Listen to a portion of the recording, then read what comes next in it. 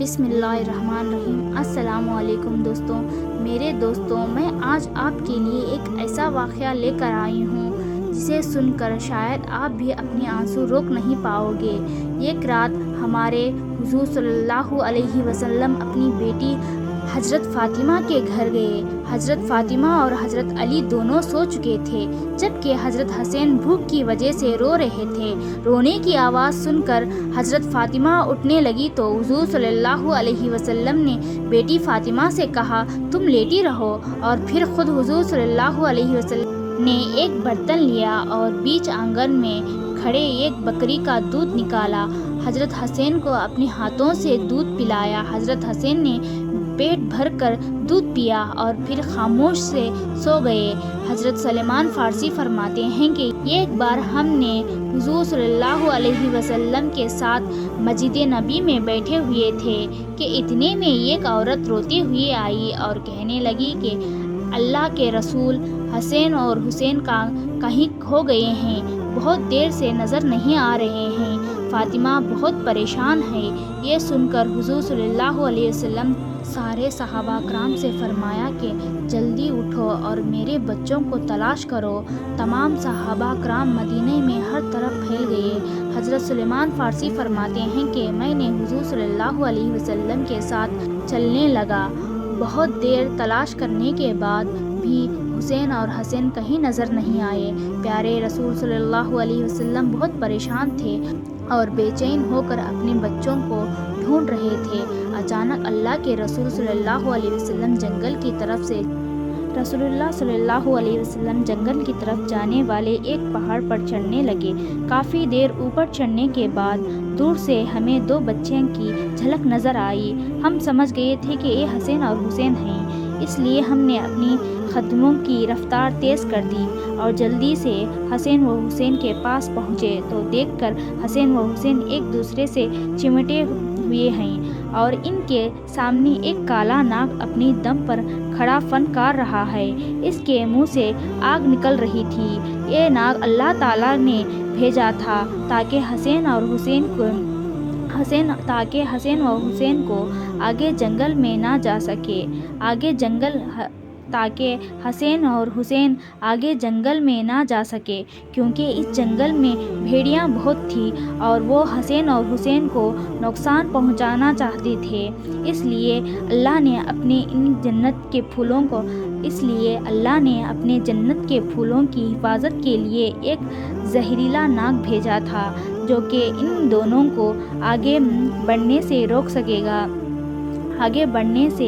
روک رہا تھا، اور یہ پیچھے اس زہریلے ناگ کو دیکھ کر یہ بچے اس زہریلے ناگ کو دیکھ کر اتنا ڈر گئے کہ ایک دوسرے سے چمٹ کر رو رہے تھے۔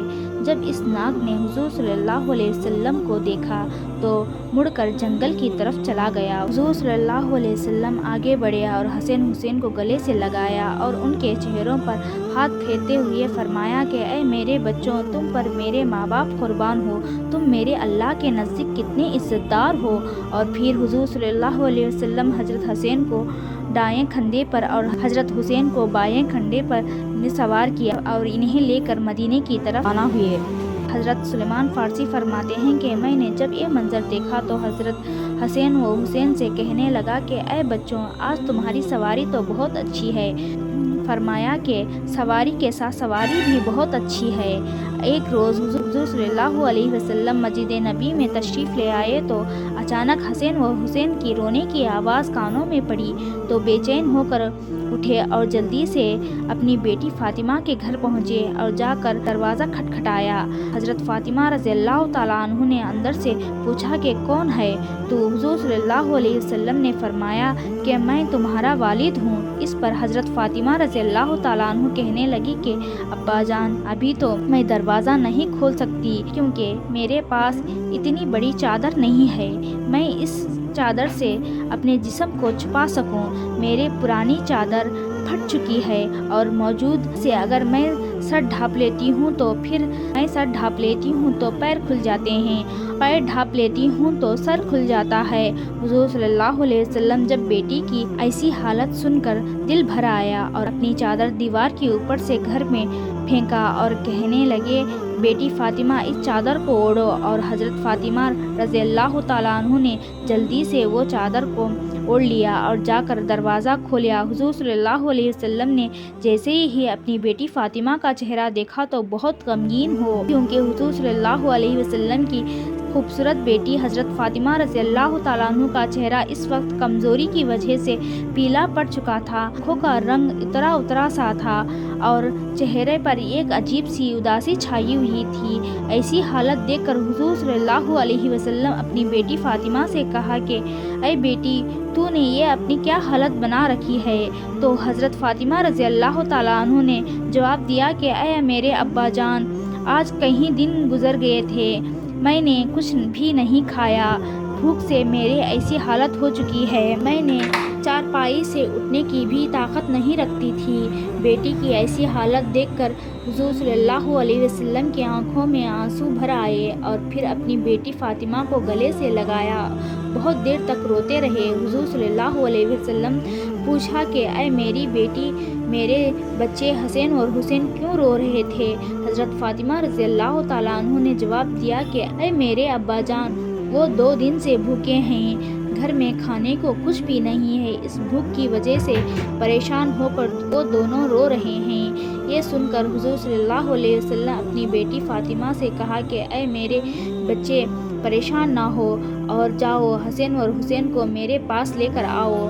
تو حضرت فاطمہ اپنی دونوں بچوں کو حضور صلی اللہ علیہ وسلم کی خدمت میں لے آئی۔ آپ صلی اللہ علیہ وسلم کی انگلیوں سے دودھ نکل رہا تھا، جس میں پی کر حضرت حسین کا پیٹ بھر گیا اور وہ خاموش ہو گئے۔ پھر حضور صلی اللہ علیہ وسلم نے آگے بڑھ کر حضرت حسین کے منہ میں اپنی انگلی رکھ دی اور وہ بھی بہت دیر تک اسے چوستے رہے۔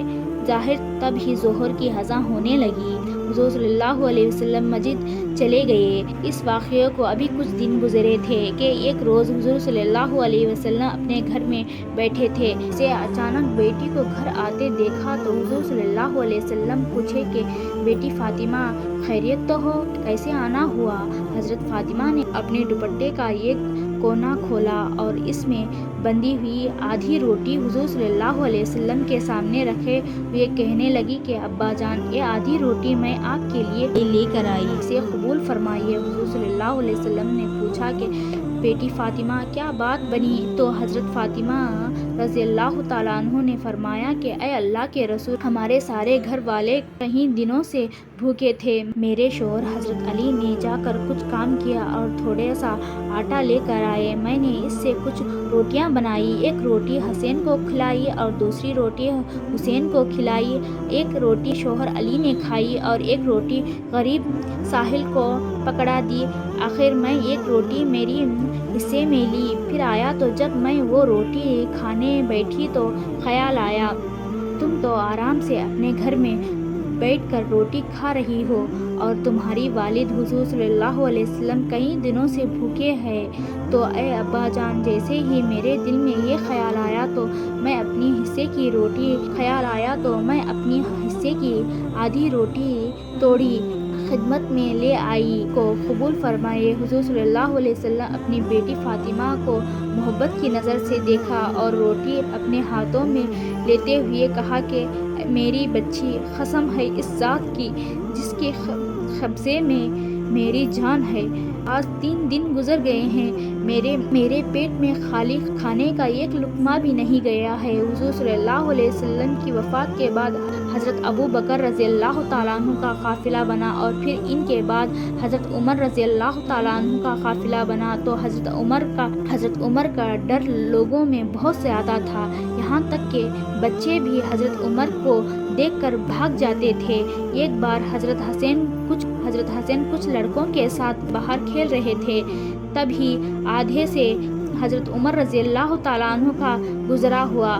جب بچوں نے حضرت عمر کو دیکھا تو سب کھیلنا چھوڑ کر بھاگ گئے۔ حضرت حسین رضی اللہ تعالیٰ عنہ اکیلے حسین کو بہت تیز غصہ آیا کہ حضرت عمر کی وجہ سے میرا سارا کھیل برباد ہو گیا، تو انہوں نے غصے میں حضرت عمر سے کہا کہ کیا تم میرے نانا کے غلام نہیں ہو؟ یہ سن کر حضرت عمر رونے لگے اور حضرت حسین کو گود میں بٹھاتے ہوئے کہا کہ میرے بچے، قیامت کے دن بھی اس بات کی گواہی دینا دنیا میں تمہارے نانا کا غلام ہوں۔ سبحان اللہ۔ دیکھنے کے لیے شکریہ۔ یہ ویڈیو آپ کو پسند آئی ہے تو لائک، شیئر، سبسکرائب لازمی کیجیے گا۔ جزاک اللہ۔ السلام علیکم۔